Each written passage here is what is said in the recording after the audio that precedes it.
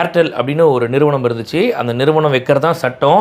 அவனும் வோடஃபோனும் தான் அன்றைக்கி வந்து ஜாம்பவானாக இருந்தான் ஒரு காலகட்டத்தில். விச் மீன்ஸ் ஒரு 10 இயர்ஸ் பேக்னு கூட வச்சுக்கோங்களேன். அவன் வைக்கிறது தான் சட்டம், அவன் சொல்கிறது தான் ரீசார்ஜ் அப்படின்ற மாதிரி இருந்துச்சு. அதுக்கப்புறமா இப்போ ரீசெண்டாக ஒரு 5-6 வருஷத்துக்கு முன்னாடி எப்போ ஜியோ அப்படின்னு ஒன்று வந்துச்சோ, அவன் வந்ததுக்கப்புறமா அல்டிமேட்டாக இந்த ஏர்செல்னு ஒரு கம்பெனியே காணாமல் போச்சு. இந்த வோடஃபோன் ஐடியாவும் ஒன்றா ஜாயின் ஆச்சு. முடியல, யாராலையுமே அங்கே சர்வே பண்ண முடியல. ஏன்னா வந்து எல்லாருக்கும் ஃப்ரீ அப்படின்னு ஒன்று கொடுத்துட்டான். அப்போ பார்த்தா இன்டர்நெட்டை வந்து மாதம் காசு 1 ஜிபிக்கு வந்து 197 ரூபா அப்படின்ற மாதிரிலாம் நம்ம யூஸ் பண்ணிட்டு இருந்த காலகட்டம் இன்னும் எனக்கு ஞாபகம் இருக்குது. இவன் வந்து எல்லாத்தையும் ஃப்ரீ அன்லிமிட்டட்னு கொடுத்த உடனே அப்படியே மார்க்கெட்டே ஒரு மாதிரி கிராக் ஆச்சு. அப்போ வந்து ஏர்டெல்லோட நிலவரம் ரொம்ப மோசமாச்சு. எல்லாமே விலையை குறைச்சாலும் கூட எல்லோரும் ஜியோவில் தான் இருந்தாங்க. அதுக்கப்புறம் ஜியோ தனக்கான கஸ்டமர்ஸ் உள்ளே வந்ததுக்கப்புறமா ஒரு அமௌண்ட்டை மட்டும் மேலே ஏற்றி வச்சாங்க. இப்போ அவங்க ஏற்றி வச்ச அதே அமௌண்ட்டுக்கு ஏர்டெல்லில் வந்துட்டாங்க. டீசெண்டாக போயிட்டுருக்குது.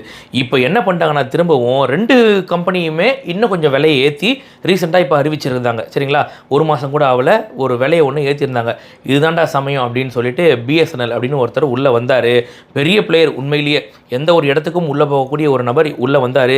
இப்போ அவர் மட்டும் வராமல் டாட்டாவோட இணைஞ்சு 2 பேரும் இப்போ உள்ளே வராங்க. அதை தான் நான் சொன்னேன், வல்லவனுக்கு வல்லவன் வந்துக்கிட்டே தான் இருப்பான் அப்படின்னு சொல்லிட்டு.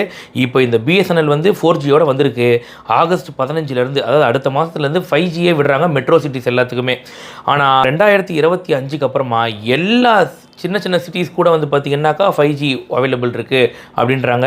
இன்னும் ஒரு பெரிய சந்தோஷமான விஷயம் என்னென்னு பார்த்தீங்கன்னா, ஸ்டார்லிங்க் கம்பெனியோட டைப் பண்ண போகிறாங்க. நம்ம எலான் மஸ்க் இருக்கார் இல்லையா, அவரோட டைப் பண்ண போகிறாங்க.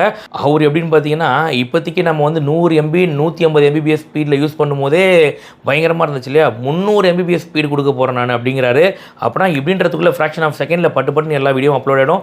அந்த மாதிரியான ஒரு ஸ்பீட் இருக்கும் பயங்கரமாக. ஸோ அவங்க வராங்க. அதை தான் நான் சொல்கிறேன். இப்போ இவங்க வந்தாங்கன்னா அல்டிமேட்டாக ஏர்டெல்லும் ஜியோவும் என்ன ஆகும் அப்படின்றது ஒரு பெரிய கேள்விக்குறியாயிடும். ஸோ இருக்கிற இடத்த நம்ம தக்க வச்சுக்கிட்டால் கண்டிப்பாக உள்ளே யாரும் வரப்போகிறது இல்லை. பட் ஆனால் நம்ம வந்து பேராசை பிடிச்சி இன்னும் பண்ண கண்டிப்பாக வல்லவனுக்கு வல்லவன் உள்ளே வரத்தான் செய்வான். ஆல்ரெடி எவ்வளோ லட்சம் பேர் வந்து பிஎஸ்என்எலுக்கு மாறிட்டாங்க. நானும் மேபி மாறுறதுக்கான வாய்ப்புகள் இருக்குது. நீங்கள் மாறுவீங்களான்னு கமெண்ட் செக்ஷனில் சொல்லுங்கள். இன்னொரு இன்ட்ரெஸ்டிங் வீடியோவில் சந்திக்கிறேன். பை.